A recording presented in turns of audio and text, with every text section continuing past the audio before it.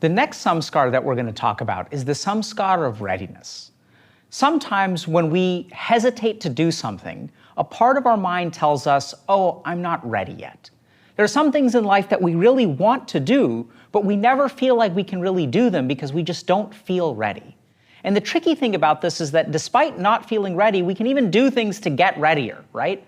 We'll prepare a little bit, we'll practice a little bit, we'll do a little bit of research, but despite preparing ourselves a little bit, it doesn't actually make it easier to do the task. And so some of us are stuck in this limbo of eternal preparation, eternal like practice and preparation for when we're going to be ready. So what do we do about this? What's going on? Why is it that sometimes our mind keeps telling us that we're not ready yet, we're not ready yet, we're not ready yet? What is it trying to accomplish? In order to understand this, what we really have to do is understand what is the nature of readiness. So we can take any task and think about one person who's ready and another person who isn't ready. What is the difference between these two people's experiences? So if I'm ready for a test, for example, what does that mean? That means, first of all, I'm going to get a good grade. There's going to be a good outcome. The second thing is that if I'm ready for a test, I'm going to be confident going into it. The test will be easy. It'll feel effortless. I can be confident. So emotionally, it's kind of like a positive experience. Compared to the person who isn't ready for the test, what does that feel like? What can that person expect? First of all, they may not get a good grade. They could even fail. And the experience of sitting down to take the test is mortifying, right? If you're not ready to take a test and as you look at that first question on the page, you feel terrible about yourself. You're concerned about getting the bad grade and what the bad grade could mean for your grade point average and what it could mean for your future. And it sucks to be unprepared for something like a test. There's so much shame and embarrassment and fear and anxiety tied up into unreadiness. And so now we can sort of get a little bit of insight into what the Samskara of Readiness is about. Because what your mind is trying to do is it's trying to let go of one possibility and move you towards another. Essentially, readiness is an antidote to uncertainty and failure. That's what it helps us do. Because when I'm ready, I know I can handle it. So essentially what our mind is trying to do through this samskara is actually keep us from struggling. It's trying to protect us from shame, protect us from embarrassment, protect us from potential failure. The challenge, though, is that this samskara, like all other samskaras, is born of an emotional experience. And this is where we've got to take a step back for a second and think a little bit about what it means to be ready. So even if you prepare, even if I study again and again and again and again, and I've certainly seen situations like this, I've worked with people like this, where no matter how much they study, they never feel ready. Because readiness is not an actual thing. How do you know that you're ready for a test? There's no blood test you can do, there's no measurement that you can take. Readiness is a feeling. And sometimes what can happen in the samskara of readiness is that we can keep preparing, but that's sort of gaining knowledge. It's not addressing the underlying feeling.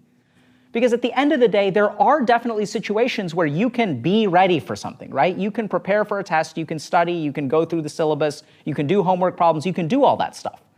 And this is how you can tell the difference between the samskara of readiness and actually being ready. When you take a step forward, does the feeling of readiness actually increase? Does taking an action help you feel more confident? And what you'll find is if these thoughts are coming from the samskara, that despite preparation, instead of feeling more confident, what your mind actually tells you is, it's not enough. You're still not ready. I need to be more ready. And that's really tricky because what are you doing in that moment? What your mind is setting up is a staircase that goes forever. So the more that you prepare, the more that you prepare, the more that you prepare, you never end up feeling ready. So what do we do about this samskara? How does it work? The first thing, like all other samskaras, is to notice this action in your mind. Pay attention to your mind and try to see, why does your mind tell you that you're not ready? What's going on there? When do these thoughts crop up? The second thing to consider is when you have this thought, what does it motivate you to do? Does it motivate you to get more ready? Or does it motivate you to not bother trying? Because that's going to be very important, because in the case of actual preparation and readiness, usually an awareness that we have work to do should create some amount of motivation. But when this is a samskara, what it'll do is it'll either create some kind of fake activity, Like it'll tell us, oh, we need to research it and research it and research it instead of ever actually doing it. Or what it'll do is tank our motivation entirely. The next thing to consider in this samskara is when you do take a step forward, is that reassuring, or does your mind say, oh, that's not enough, that's not enough, that's not enough, we've got to prepare even more? And if that's the case, that's your real clue that this isn't about actual preparation, it's about an emotional root. Then what we have to do is sort of go back to where that feeling of emotional unreadiness comes from. What is the emotion that we're trying to protect ourselves from by being ready? As we become more ready, what is the future that we're setting ourselves up for? What are we creating for ourselves? Because at the end of the day, what we want to create for ourselves is probably a sense of certainty. So as you begin to notice all of these things, hopefully you can start to combat the samskara. As you have these kinds of thoughts, you can sort of tell yourself, even though I don't feel ready, that's just a feeling. I've actually studied for 3 months for this test, and I can take some amount of reassurance in that.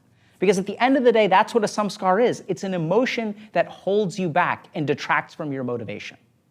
So the samskara of readiness, unfortunately, is very, very common. And the other tricky thing about it is that it's very insidious, it's very subtle, because it tricks you into thinking you're making progress by preparing, by planning, by getting ready. The big problem is that all of that preparation is almost a little bit false, because no matter how much you prepare, you never feel confident enough to take the action. So in order to actually move forward, what you've got to do is notice the samskara and digest it, melt it away.